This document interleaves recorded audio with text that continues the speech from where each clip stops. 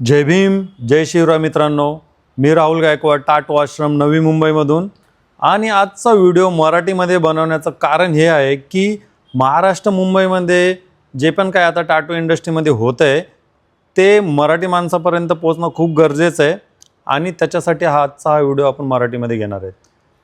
महाराष्ट्रामध्ये आपण राहतो, ह्याच्यामध्ये आपण बघितलं असेल माननीय राज ठाकरे साहेब आणि मनसे सेना हा जो पक्ष आहे, ह्या पक्षाला मराठी भाषेबद्दल किती प्रेम आहे ना, हे बघायसाठी तुम्हाला आणि सांगायसाठी काहीच गोष्टीची गरज नाही आहे का, तर आपण हे बघ. पण जो कोणी मराठी भाषेचा अपमान करतो त्याला चांगलं चोपून आणि सोलून काढतात.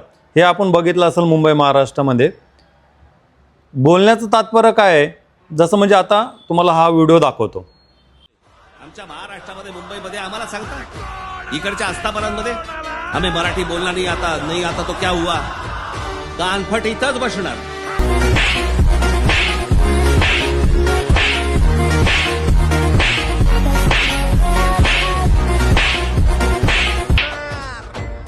माझ्या महाराष्ट्रातल्या सर्व तमाम महाराष्ट्र सैनिकांनो, अजूनही काही ठिकाणी चरबी उतरलेली नाही.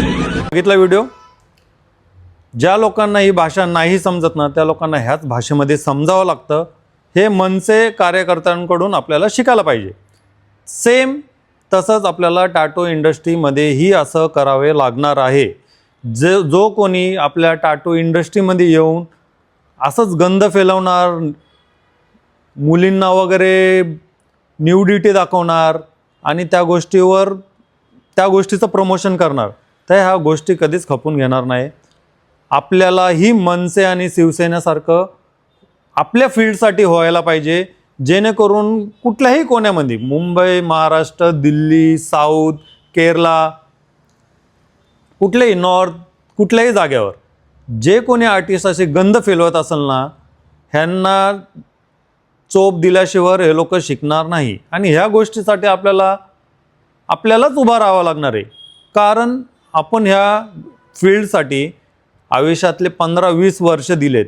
ह्याच्यानंतर जोपर्यंत आपण काम करतो ठीक आहे, पण ह्याच्यानंतर माझी मुलं, नवीन जे येणारे जनरेशन आहे, त्यांना ही शीक नाही झाली पाहिजे की बाबा हेच असं प्रोसेस आहे, कुठल्या पण लेडीजला बिना कपड्याचा उभा करा आणि व्हिडिओ बनवा, फेमस व्हा. ही प्रोसेस नाही आहे.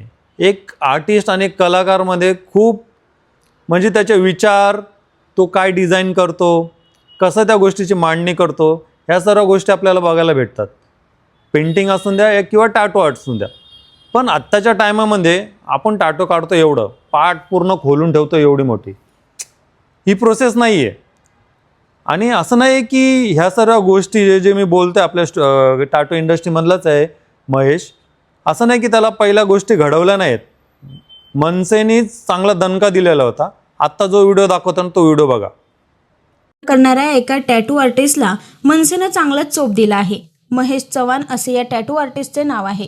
त्याचे नवी मुंबई रेल्वे स्टेशन समोर त्याला माफी मागायला सांगत पोलिसांच्या स्वाधीन केले होते. हा संपूर्ण व्हिडिओ सोशल मीडियावर चांगलाच व्हायरल होत आहे. पाहूयात काय आहे तो व्हिडिओ. आणि काही गणपती त्यांना ते चांगलं नाही वाटलं असेल, त्यामुळे मी त्यांना एवढं सांगेन की माझ्याकडे काहीच जर चुकी झाली, माझी चुकी झाली आहे, मी माफी मागतो. बघितला हा व्हिडिओ, कसा वाटला? काय होतं ना की जेव्हा माणूस मार खाऊन खाऊन मजबूत होतो ना, मग त्याला कुठल्याच गोष्टीचा फरक नाही पडत. त्याचा माइंडसेट आहे की आपल्याला पैसा पाहिजे, त्याच्यासाठी आपण किती पण मार खाऊ, त्याच्यासाठी आपण किती पण नागडं होऊ, तर त्या गोष्टींना मारून किंवा सर्व गोष्टी समजू नाही शकत. त्या गोष्टी फक्त कायद्याने समजू शकतात आपण. पर्यंत तर माझा आवाज असणारच आहे. तुमचाही सपोर्ट असला पाहिजे. Thank you so much. व्हिडिओ संपवतो मी इथेच.